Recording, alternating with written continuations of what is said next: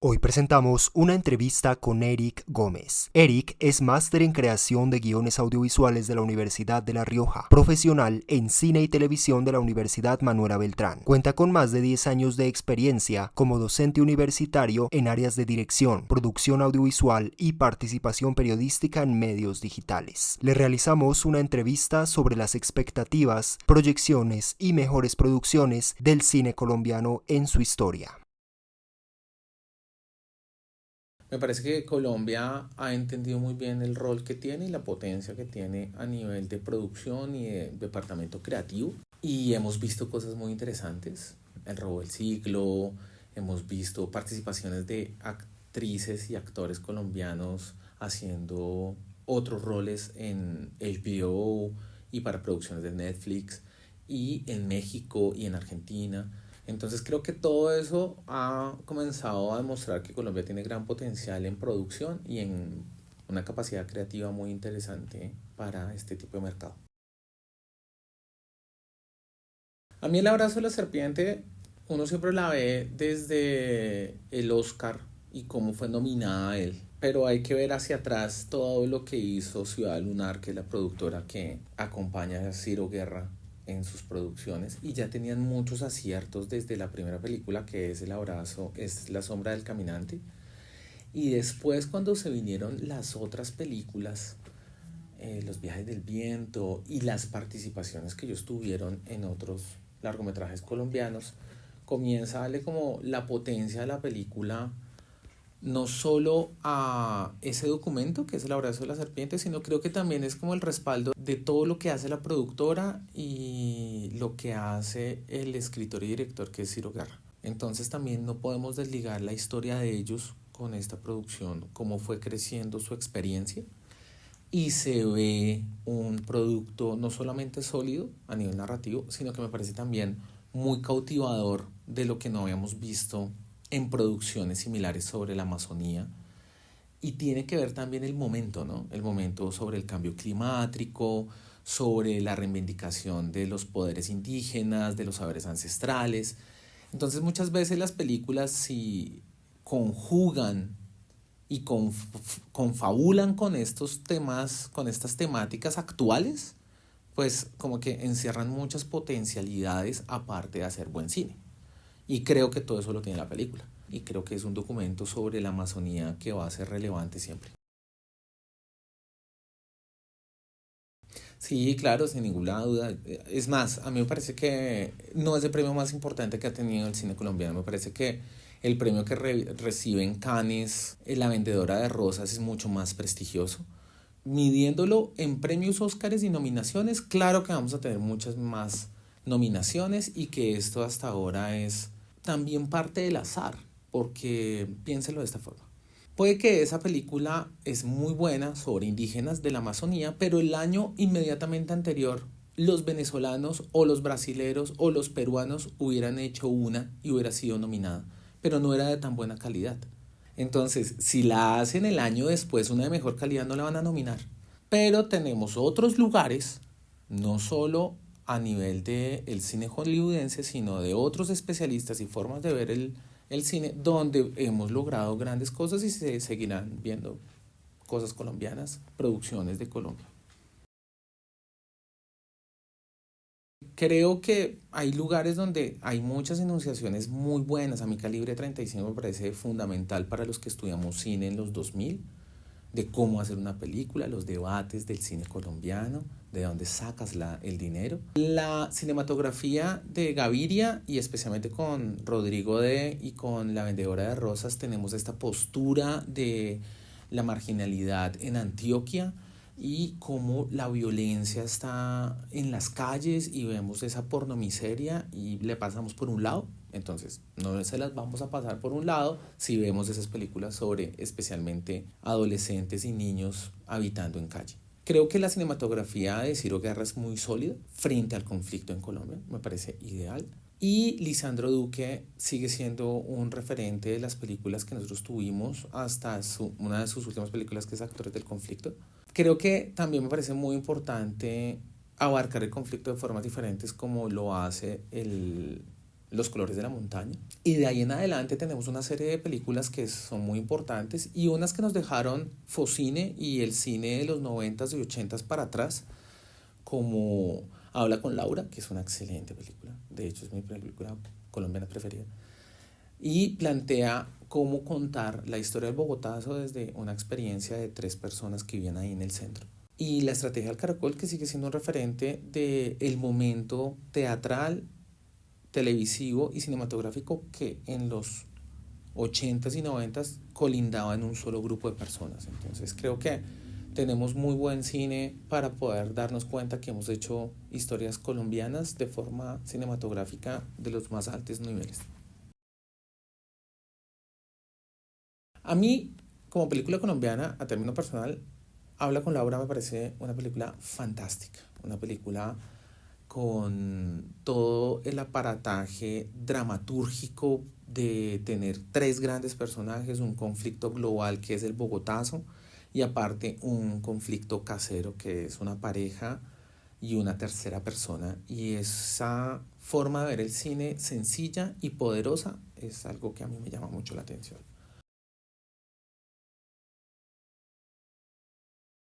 Colombia no es un lugar de alta tecnología, no es un lugar que haya lanzado astronautas al espacio, entonces las películas de astronautas, de superhéroes, de grandes tecnologías como los Transformers, como hacer grandes invasiones y tener ejércitos gigantes y participar en la Primera y Segunda Guerra Mundial y en la invasión de otros lugares y tener superagentes espías en el mundo en la Guerra Fría no es nuestra historia. Y ya nos posicionaron en que esas historias son las más relevantes y las mejores del planeta. Espías, alta tecnología para ir a dominar o tumbar un malo en el planeta. Colombia no tiene eso. Colombia, ¿qué tiene? Colombia tiene conflicto armado. Colombia es un país pobre, pero no solo pobre en dinero, sino pobre culturalmente. Todavía tenemos unos conflictos muy cercanos a una sociedad que todavía está en desarrollo, no solo en desarrollo económico, sino cultural y a nivel social. Y esos son los problemas que tiene Colombia. Y el espectador colombiano, que en su gran mayoría está en ciudades, no quiere ver esa realidad, no la quiere ver en el televisor, no la quiere ver a través de los ejercicios de las universidades que exploran el conflicto armado en Colombia, pues claro que no la va a pagar en streaming ni la va a querer ver en cine. Y ahí viene la resistencia del arte y en este caso del cine como narrativa política y como una representación de la realidad, de contar esas historias a pesar de que la gente no la quiera reconocer. Invisibilizar el problema nunca va a ser una solución.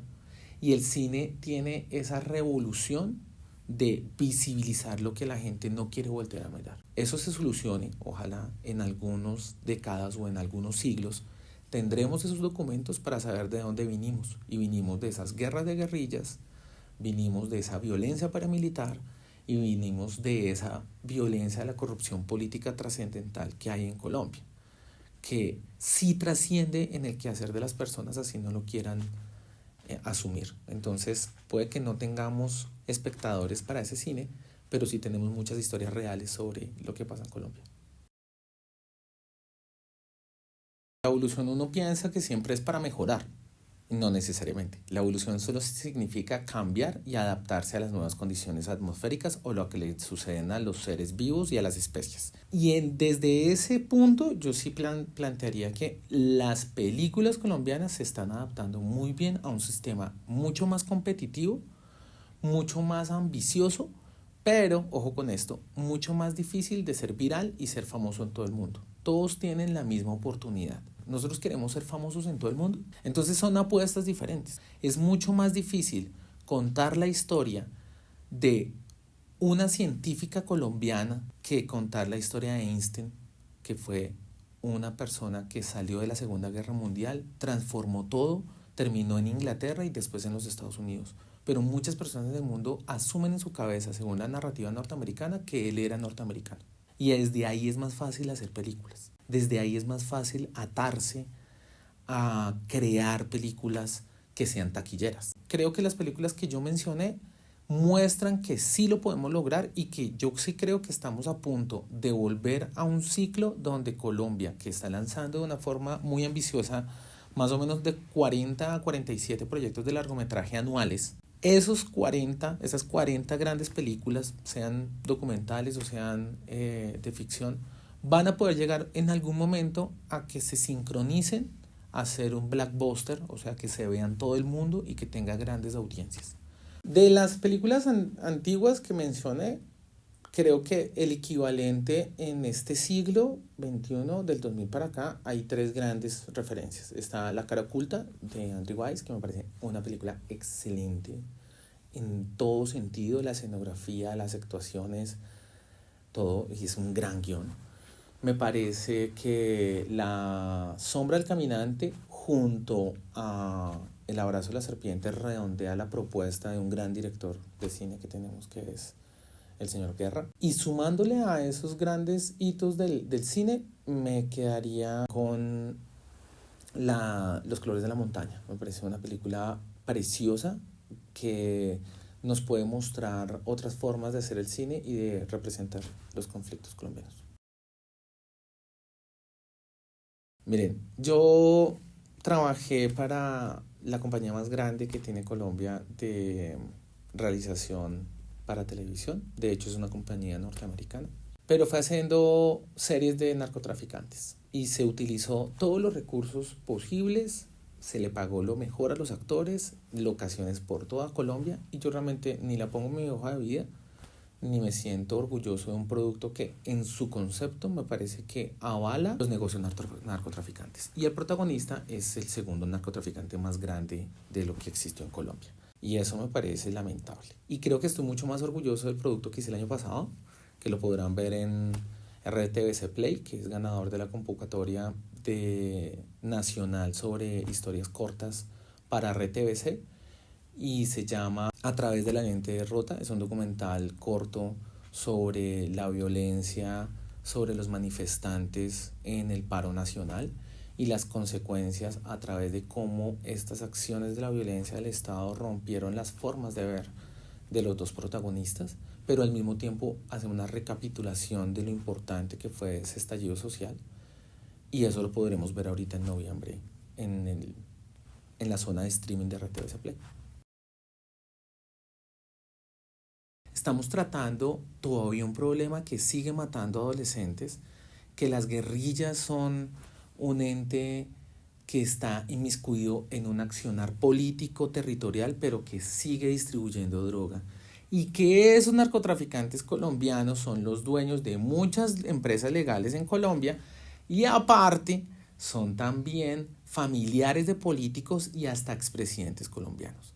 Entonces, cuando uno no toma estos temas de forma apropiada, es como lavándole la cara narrativamente a un flagelo que hace que Colombia no salga adelante. El narcotráfico no deja que Colombia sea una potencia industrial, ni comercial, ni cultural. Si nosotros seguimos contando historias donde no haya una crítica reflexiva, donde no se condene con gran fuerza esos movimientos ilegales, Colombia está condenado a repetir, caerse y tropezarse con la misma piedra. Trabajo constantemente el reconocerse a sí mismo y entender que lo más importante es qué historia es la que usted quiere contar. No cuál es la historia más popular en streaming, cuáles son los temas que más se venden, cuál es el beat que más se repite y está popular hoy en día. No, si uno se puede alejar de todo eso y solo se concentra en qué es lo que uno quiere narrar, qué es lo que le mueve a uno la aguja, o qué historia para uno es fundamental, que hay que dejar un documento por ahí hecho audiovisualmente por uno mismo, yo creo que eso es la piedra fundamental del impulso creativo y narrativo de todas las personas. ¿Qué es lo que usted vivió? ¿Qué es lo que usted quiere contar? ¿Qué es lo que quiere cambiar de la sociedad donde vive? Si nos concentramos en eso, tendremos buenas clases de audiovisual.